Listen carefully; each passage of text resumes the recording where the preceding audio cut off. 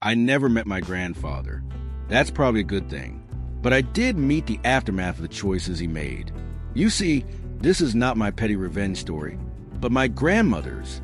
And even though she didn't plot it like a movie villain, the universe seemed to have a flair for irony and poetic justice. Let me take you back. My grandmother married young, like most people did back then.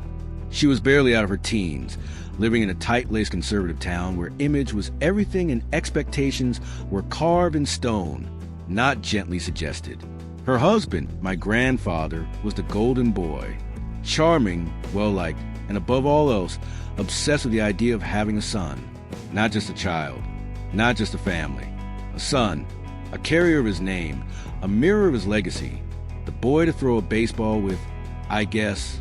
So when my grandmother gave birth to their first daughter, there was a flicker of disappointment, not openly expressed, of course, but she felt it.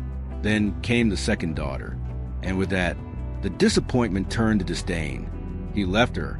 Yep, my grandfather divorced my grandmother after she gave birth to their second daughter. No infidelity, no falling out, just she had failed him in the one thing he considered important, giving him a boy. That was her great crime. To the outside world, it looked like her fault. In that narrow-minded little town, the whispers were cruel. The judgment was suffocating. She wasn't just abandoned. She was shamed, ostracized, marked as a woman who failed at being a wife because she couldn't produce the right child. Her own community, people who had known her since birth, turned cold. Her worth was reduced to her womb, and her womb, apparently, was a disappointment. So he moved on, quickly. Wife number 2 showed up just a few months later, much younger, much quieter. The town accepted her like she was a prize he'd earned after surviving his first misstep. She was going to give him the son he deserved. Except she didn't. She gave birth to a girl. The news reached my grandmother not long after. She was still stuck in town at that point, scraping together money, raising 2 daughters alone, trying not to crumble under the weight of judgment and single motherhood in an unforgiving place. But that little sliver of information, that was her first tiny sip of vindication. And then he married again. Wife number 3. Same goal, same anticipation. Another girl, then another, and then a stillbirth. Also a girl. Now you'd think maybe, by this point he'd start to reevaluate his expectations. Maybe take a science class, or reflect on the irony. But no, instead, he doubled down. Each failure, each daughter, was blamed on the women. Somehow, 5 women all had defective wombs. And the town? Well, they didn't exactly challenge the narrative. At least not yet. By the time wife number 4 rolled around, my grandmother had finally left. She moved to a new city, raised her girls with dignity, and eventually remarried. A kind man, steady, and guess what? She gave birth to a healthy baby boy. My uncle.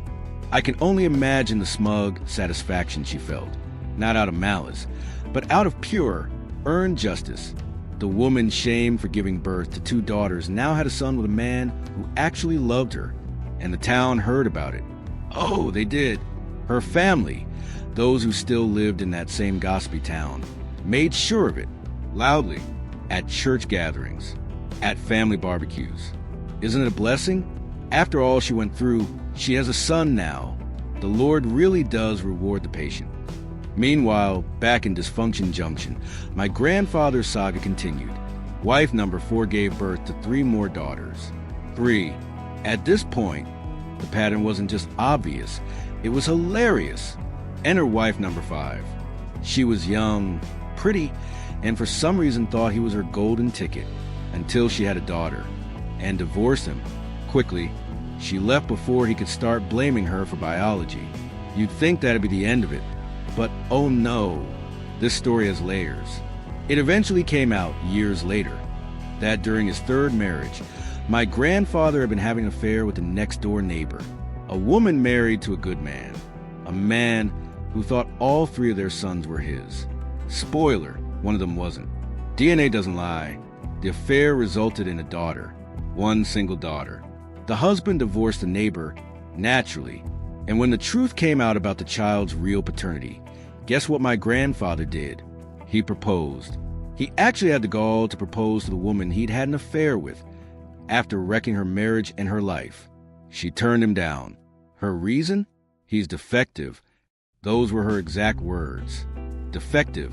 I don't think there's a better punchline in the history of karma. Now here's the kicker. My grandfather is 68 years old. Still alive, still bitter, still paying child support. Between 5 ex-wives and who knows how many daughters.